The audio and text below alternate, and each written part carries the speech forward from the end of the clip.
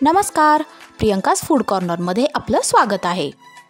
तर आज आपण बनवणार आहोत बाप्पांना आवडणारे एकदम मऊ लुसलुशीत असे उकडीचे मोदक। भरपूर जणांना उकडीचे मोदक करताना त्यामध्ये उकड करता येत नाही, तर आपण आज या उकडीचे मोदक बनवताना यामध्ये आपण उकड स्किप करणार आहोत।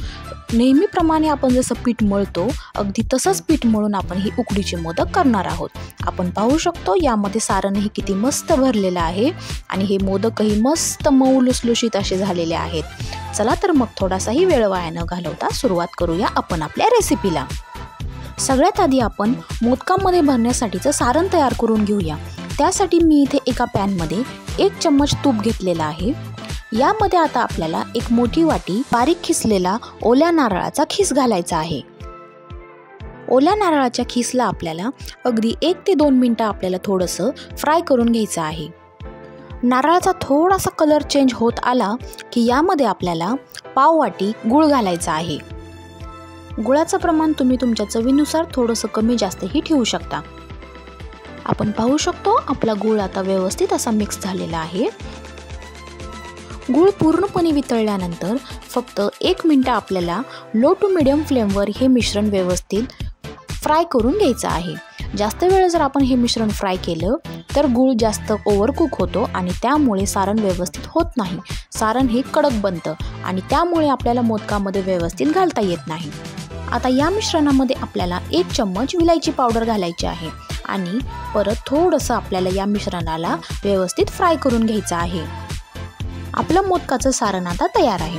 तुम्ही पाहू शकता आपलं मोदकाचं सारण आता एकदम व्यवस्थित झालेलं आहे। जास्त पातळही नाही आणि जास्त घट्टही नाही।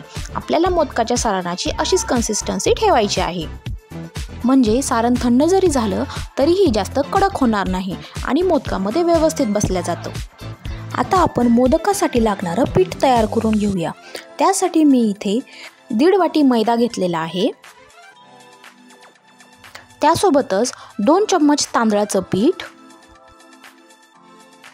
1 चम्मच पिठी साखर आणि 1 चम्मच तूप घेतलेला आहे। हे सगळे पदार्थ आपल्याला व्यवस्थित मिक्स करून घ्यायचे आहेत।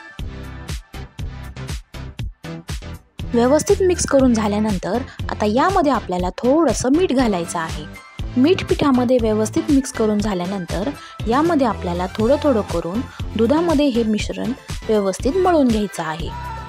एकदाच आपल्याला सगळं दूध घालायचं नाही आहे, थोडं थोडं करून आपल्याला हे दूध घालून हे मिश्रण व्यवस्थित घट्टसर असं मळून घ्यायचं आहे। आपलं पीठ जर पातळ झालं तर त्यामुळे आपल्याला व्यवस्थित मोदक बनवता येत नाहीत आणि मोदकामध्ये सारण जरी घालायचं म्हटलं तरी सारणही मोदकामधून बाहेर येतं। त्यामुळे आपल्याला व्यवस्थित घट्टसर असं हे पीठ मळून घ्यायचं आहे। आपण पाहू शकतो आपलं पीठ आता व्यवस्थित असं मळत आलेलं आहे। एकदम घट्ट आपल्याला हे पीठ मळून घ्यायचं आहे आणि दुधाचाही वापर आपल्याला एकदम थोडा दुधाचा वापर करायचा आहे आणि व्यवस्थित छान घट्टसर असं हे पीठ आपल्याला मळून घ्यायचं आहे।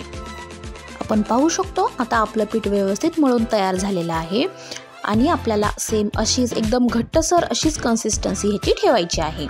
आता आपल्याला हे पीठ 20 मिनिटं झाकून ठेवून थोडंसं भिजू द्यायचं आहे।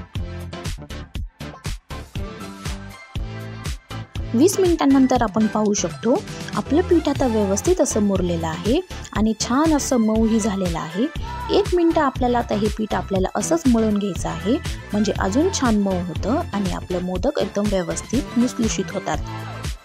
आपण पीठ व्यवस्थित असं मळून घेतलेलं आहे। तुम्ही पाहू शकता व्यवस्थित आपलं पीठ आता छान झालेलं आहे। आता आपण मोदक तयार करायला घेऊया। मोदक तयार करण्यासाठी आपल्याला कणकेचा छोटासा गोळा घ्यायचा आहे आणि लाटण्याच्या मदतीने आपण पोळी जशी लाटतो तसं आपल्याला ह्याला लाटून घ्यायचं आहे। मोदकाची पारी लाटताना आपल्याला जास्त पातळही ठेवायची नाही आणि जास्त जाडही ठेवायची नाही। मध्यम आकारामध्ये आपल्याला ही पारी व्यवस्थित अशी लाटून घ्यायची आहे। आपली पारी जर जाड झाली तर मोदक व्यवस्थित होत नाहीत आणि पातळ जर झाली तर त्यामधून सारण बाहेर येतं। अशाच नवनवीन रेसिपीजसाठी प्रियंकास फूड कॉर्नरला सबस्क्राईब करा आणि बेल आयकॉनला क्लिक करा, म्हणजे नवनवीन रेसिपीजचे नोटिफिकेशन तुम्हाला सगळ्यात आधी मिळतील। आणि व्हिडिओजला लाईक, शेअर आणि कमेंट करायला विसरू नका। आपण पाहू शकतो आपली पारी आता व्यवस्थित अशी लाटल्या गेलेली आहे आणि आपल्याला अशीच मध्यम आकारामध्ये मोदकाची पारी लाटून घ्यायची आहे। आता आपल्याला या 3 बोटांच्या मदतीने आपल्याला मोदकाच्या कळ्या पाडून घ्यायच्या आहेत। व्यवस्थित अशा आपल्याला कळ्या पाडून घ्यायच्या आहेत। 2 कळ्यांमध्ये आपल्याला जास्त अंतर ठेवायचं नाही आहे। व्यवस्थित अशा सगळीकडून आपल्याला कळ्या पाडून घ्यायच्या आहेत आणि वरपासून ते खालीपर्यंत आपल्याला व्यवस्थित अशा कळ्या पाडून घ्यायच्या आहेत। म्हणजे मोदकामध्ये जेव्हा आपण सारण भरतो तेव्हा व्यवस्थित आपल्या कळ्या राहतात। आता आपली मोदकाची पारी तयार आहे। आता यामध्ये आपण सारण भरून घेऊ आणि सारण भरल्याच्या नंतर व्यवस्थित आपल्याला एकदा क्लॉकवाईज आणि एकदा अँटी क्लॉकवाईज या डायरेक्शनने आपल्याला मोदक वळून घ्यायचा आहे। म्हणजे आपल्या कळ्या व्यवस्थित राहतात आणि त्या खराब होत नाहीत। मोदकाची वरची साईड आपल्याला व्यवस्थित अशी पॅक करून घ्यायची आहे, जेणेकरून त्यामधून सारण बाहेर येणार नाही। आपला मोदक आता व्यवस्थित असा तयार झालेला आहे। फक्त वरच्या साईडला यामध्ये कळ्या आपल्या गेलेल्या आहेत, तर यासाठी मी एक ट्रिक वापरत आहे। असा एक चमचा घ्यायचा आहे ज्याच्या मागच्या साईडला कार नसायला पाहिजे। त्या चमच्याने आपल्याला अशा या कळ्या पाडून घ्यायच्या आहेत। व्यवस्थित अशा कळ्या पडल्या जातात आणि आपला मोदकही खूप छान दिसतो।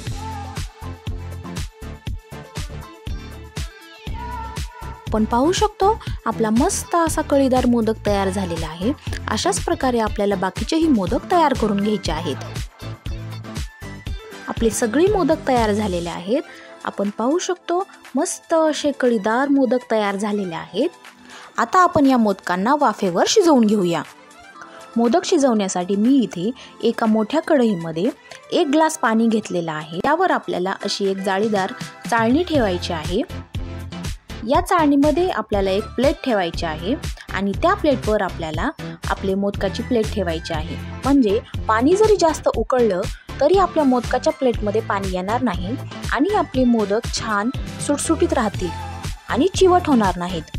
मोदक प्लेटमध्ये ठेवताना प्लेटला आपल्याला सगळीकडून तूप लावून घ्यायचं आहे, म्हणजे मोदक खाली चिकटणार नाहीत। त्यानंतर आपल्याला एक 15 ते 20 मिनिटं आपल्याला मोदक हाय फ्लेमवर शिजवून घ्यायचे आहेत।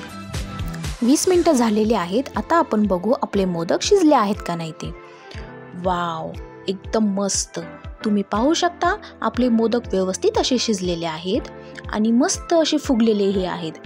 मोदक आपले अजिबात फाटलेले नाही आहे आणि यामधून सारणही बाहेर आलेलं नाही आहे। आपण पाहू शकतो व्यवस्थित असे आपले मोदक झालेले आहेत। एकदम मऊ लुसलुशीत असे मोदक आपले झालेले आहेत आणि या मोदकाची चव सुद्धा खूप छान लागते। तुम्हीही एकदा ही रेसिपी नक्की ट्राय करा। Thank you.